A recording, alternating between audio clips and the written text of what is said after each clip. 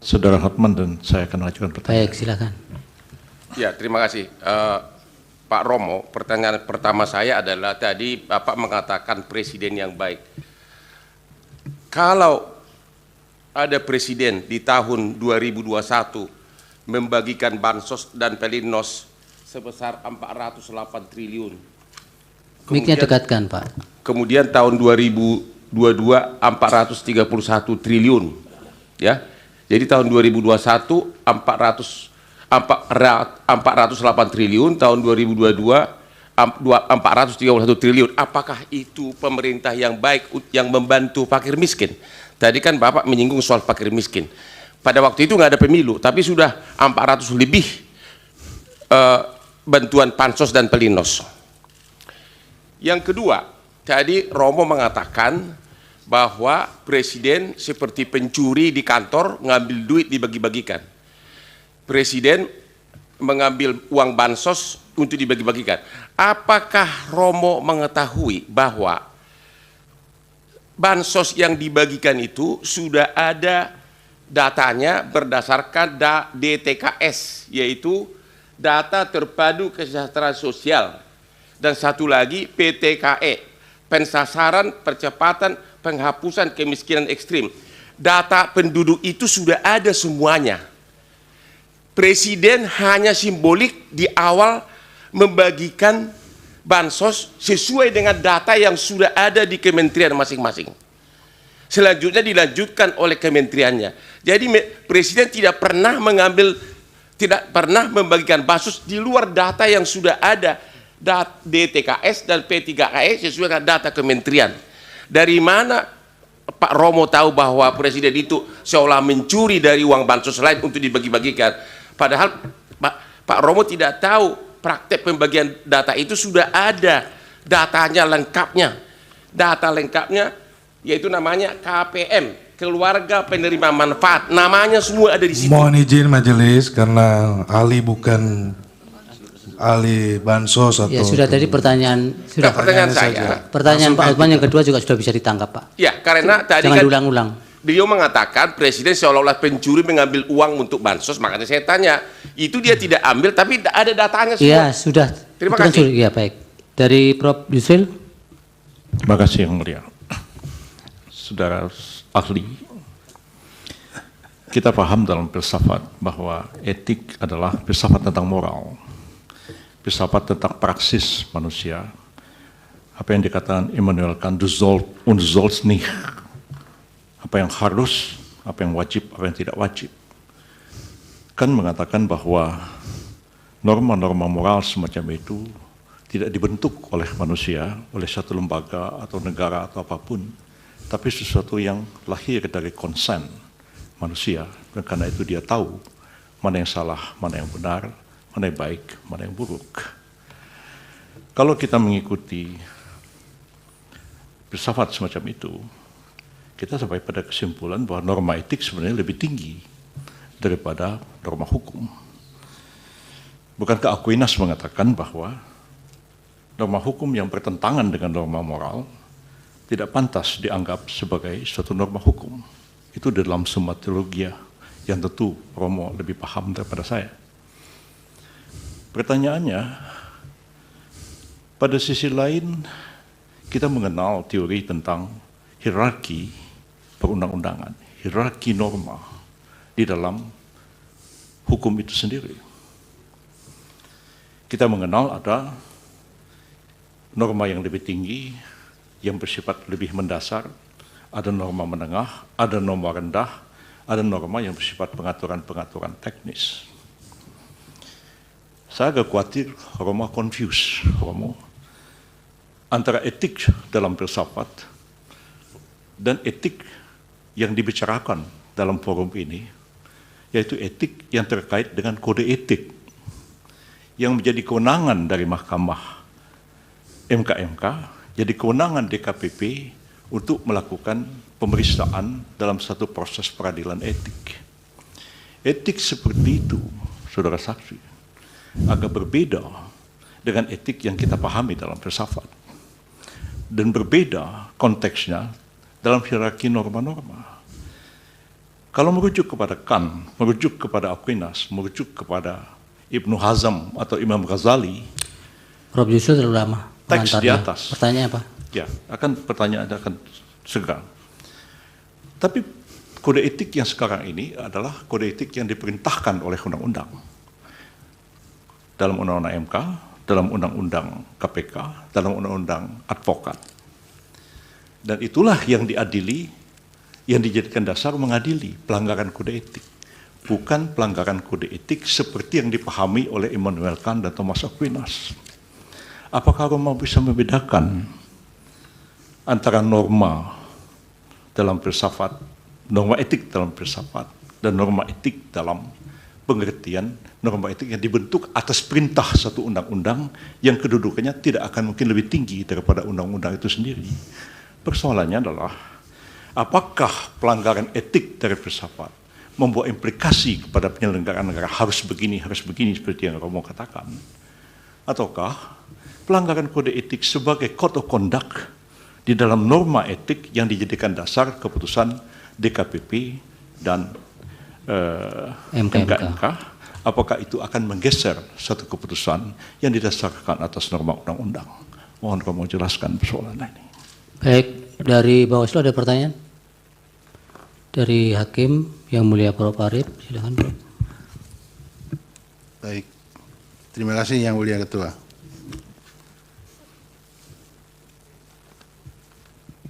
Terima kasih ahli Romo Magnis yang sudah memberikan beberapa catatan di dalam proses penyelesaian PHPU Pilpres di Mahkamah Konstitusi. Sebetulnya banyak yang akan saya sampaikan, tapi kalau terlalu banyak kita berdiskusi kayaknya tidak elok ya. Maka saya singkat-singkat saja begini. Indonesia itu adalah negara yang mempunyai karakter tersendiri, baik dalam berhukum maupun berdemokrasi. Karakter itu melekat pada ideologi yang dipilih oleh bangsa Indonesia. Sehingga hukum dan demokrasi di Indonesia saya sebut berkarakter Pancasila. Itu yang pertama. Kemudian karena itu, maka di Indonesia secara semestinya dan solen itu harus dijunjung tinggi rule of law sekaligus rule of ethic. Saya juga teringat kemudian ada semacam pepatah begini, law without ethic, kemudian ethic without religion. Nah sekarang kaitannya dengan persoalan konkret. Bagaimana berhukum dan berdemokrasi di Indonesia dengan acuan-acuan ideologi dan filsafati yang demikian ini. Terima kasih Romo. Silakan Romo dijawab. Terima kasih. Pertama mohon perhatian bahwa otak saya berumur 87 tahun. Berarti belum tentu saya Ya, semaksimalnya Romo masih bisa. ingat semua pertanyaannya. Kalau saya mulai dari belakang, tentu saja bagi Indonesia etika, kesadaran akan nilai sejak permulaan merupakan salah satu unsur yang mempersatukan suatu masyarakat yang amat majemuk. Mulai dari penolakan penjajahan, dari persatuan perasaan kita satu bangsa, dari kesediaan saling menghormati dalam Pancasila. Jadi etika memang amat penting dan tentu juga harus terlaksanakan dalam rangka hukum. Lalu pertanyaan, apakah ada perbedaan antara etika dan etika di dalam rangka hukum? Tentu saja tidak. Tetapi suatu ketentuan etis yang tidak dirumuskan dalam hukum memang tidak bisa ditindak oleh yudikatif, oleh para hakim sistem yudikatif suatu negara itu. Itu menjadi unsur untuk menilai, unsur bagaimana kualitas seseorang atau juga suatu lembaga dinilai. Dibantu kalau suatu bidang merumuskan kode etik. Karena lalu kode etik itu merumuskan dalam poin-poin yang relevan hal-hal yang perlu diperhatikan. Jadi memang pelaksanaan para hakim dalam sistem yudikatif mesti atas dasar undang-undang. Di situ muncul pertanyaan yang di Jerman muncul keras sesudah runtuhnya Hitler. Apakah hakim boleh mendasarkan diri pada suatu ketentuan hukum yang harusnya diketahui ya. Tidak berarti ada susunan resmi tidak boleh dipakai. Ada hakim yang sesudah Perang Dunia Kedua dihukum karena menjatuhkan vonis atas dasar hukum yang berlaku, misalnya hukuman mati. Jadi masalah hukum kodrat itu sudah over. Sekurang-kurangnya kita mempunyai hak-hak asasi manusia yang sekarang juga ada dalam undang-undang dasar kita. Diharapkan bahwa disadari bahwa etika tidak boleh dilanggar. Bagaimana itu masuk dalam hukum, ini oleh ahli etika tentu tidak bisa dikatakan. Mengenai bansos, saya tidak mengatakan apapun tentang yang dilakukan Presiden Jokowi.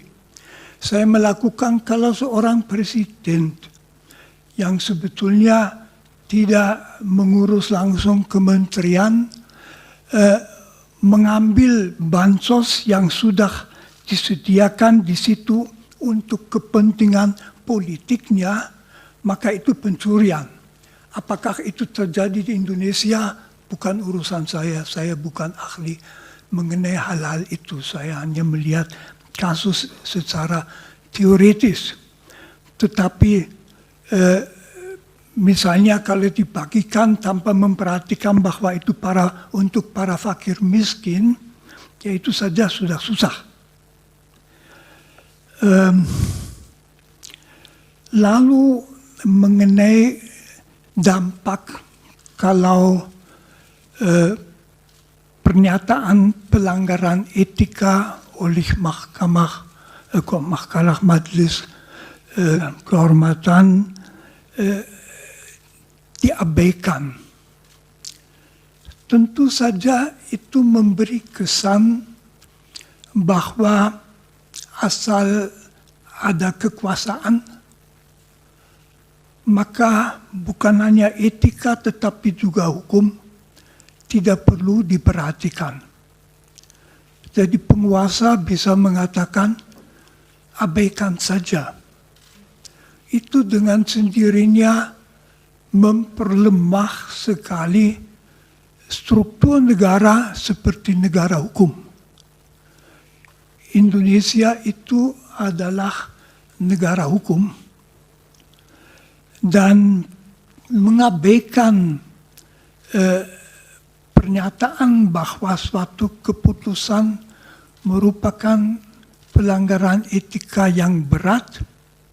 Saya dari sudut etika hanya bisa mengatakan merupakan sendiri pelanggaran etika yang berat, dan kalau masyarakat mengalami bahwa etika secara berat bisa dilanggar demi suatu tujuan politik, dengan sendirinya faham mengenai penguasa yang melakukan itu akan turun, akan ditaati karena dia berkuasa.